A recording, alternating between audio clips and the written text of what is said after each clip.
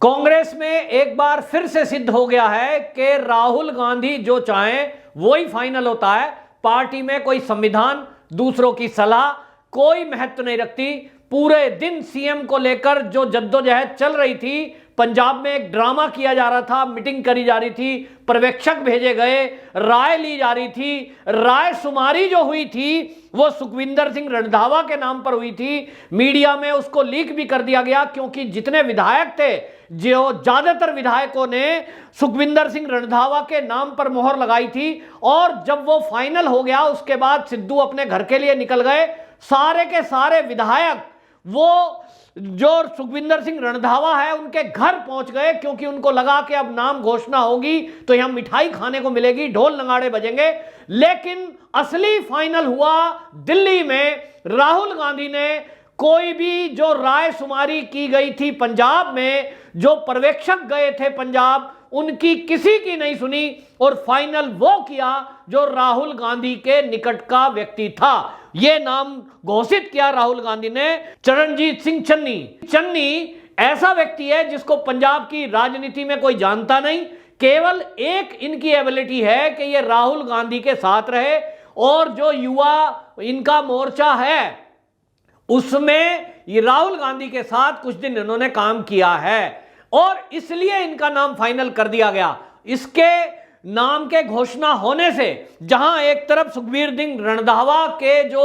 लोग थे जिन्होंने उनके लिए वोट किया था या उनको बनाने के लिए कहा था, उन सबको झटका लगा है। दूसरी तरफ आपको बताएं, ये कैप्टन अमरिंदर सिंह वो अपने विधायकों के साथ राज्यपाल से मिलने जा रहे हैं, और उनका कहना यह है कि इस तरह से किसी को विधायक बना रहे हैं। ये जो मुख्यमंत्री चुना गया है रणजीत सिंह चन्नी, ये सिद्धू के गुट का है, और इसलिए मैं इसको स्वीकार नहीं करता। हालांकि अभी कल क्या होगा ये बात दूर की बात है, लेकिन एक बात और जो इस झगड़े में निकल कर आई है वो बहुत ही भयंकर है। भारतीय जनता पार्टी के प्रवक्ता उन्होंने बाकायदा प्रेस कॉन्फ्रेंस करके राहुल गांधी, प्रियंका गांधी और सोनिया गांधी से एक सवाल पूछा है, और वो सवाल है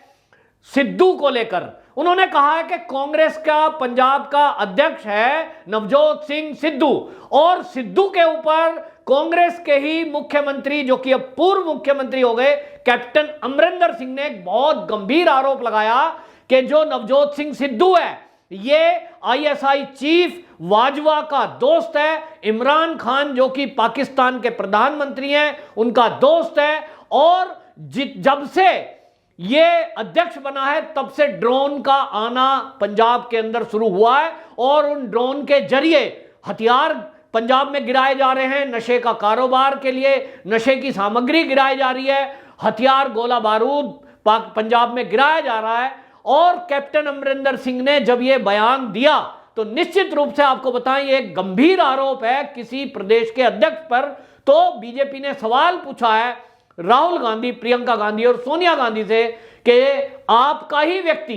कैप्टन अमरिंदर सिंह कांग्रेस के ही हैं, आज भी वो कांग्रेस में हैं, और वो आरोप लगाते हैं कि आपका प्रदेश अध्यक्ष देश के दुश्मनों से मिला हुआ है, आईएसआई एजेंटों से मिला हुआ है, ऐसे व्यक्ति को आपने क्यों बनाया? ये एक सवाल है, और ये जवाब कांग्रेस को देना पड़ेगा। लेकिन जैसे ही ये कैप्टन अमरिंदर सिंह ने सवाल उठाया, इसके जवाब में, इसके काउंटर में पंजाब के पूर्व डीजीपी जो हैं वो मोहम्मद मुस्तफा, जो कि आज की डेट में सलाहकार हैं नवजोत सिंह सिद्धू के, ये राजनीतिक सलाहकार हैं, ये मीडिया के सामने आए और इन्होंने मीडिया को कहा कि जो कैप्टन ने आरोप लगाया है नवजोत सिंह सिद्धू पर, मैं कैप्टन को कहना चाहता हूं कि वो मेरी जबान ना खुलवाएं। मेरे पास उनके खिलाफ 400 पेज के सबूत हैं, और वो सबूत ये हैं कि कैप्टन अमरिंदर सिंह जो कि सीएम रहे पंजाब के, और ये 14 साल आईएसआई की एजेंट के साथ रहे।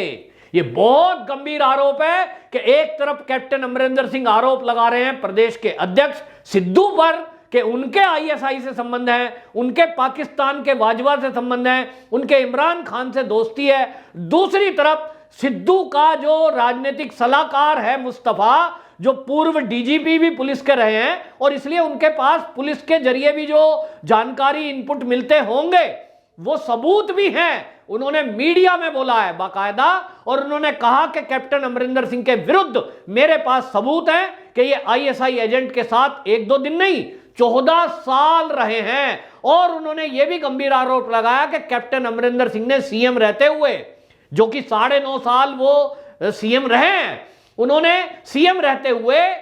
आईएसआई एजेंट के कहने पर सरकार की चीजों को लीक किया है और सरकार के साथ, सरकार के अंदर पाकिस्तान का हस्तक्षेप भी रहा है। इशारा किया है किसान आंदोलन को लेकर भी, क्योंकि हम सब जानते हैं कि किसान आंदोलन सबसे पहले शुरुआत पंजाब से हुई, पंजाब की रेल रोकी गई, वहां जियो टावर तोड़े गए, किस तरह से भारत के उद्योगपति अडानी अंबानी के नाम पर जहर उगला गया, विरोध किया गया और यह सब किया जा रहा था चीन को फायदा पहुंचाने के लिए। क्योंकि अंबानी का जो ग्रुप है, जियो का जो ग्रुप है, वो 5G लॉन्च कर रहा है और चीन नहीं चाहता था कि भारत का अपना 5G बने, चीन ही 5G टेक्नोलॉजी दे भारत में जिससे अरबों खरबों डॉलर वो कमाए। उसके इस काम को रोकने में भारतीय उद्योगपति आगे आ गए थे और इसलिए उसने किसानों के नाम पर यह आंदोलन पंजाब में खड़ा किया। कैप्टन अमरिंदर सिंह ने उसको सपोर्ट किया, उस आंदोलन को चलने दिया, रेलें कैंसिल हुई, जियो टावर काटे गए, जनरेटर चोरी हुए और कैप्टन की पुलिस ने कोई कदम नहीं उठाया। यह बता रहा है कि पूर्व डीजीपी जो आरोप लगा रहे हैं कैप्टन पे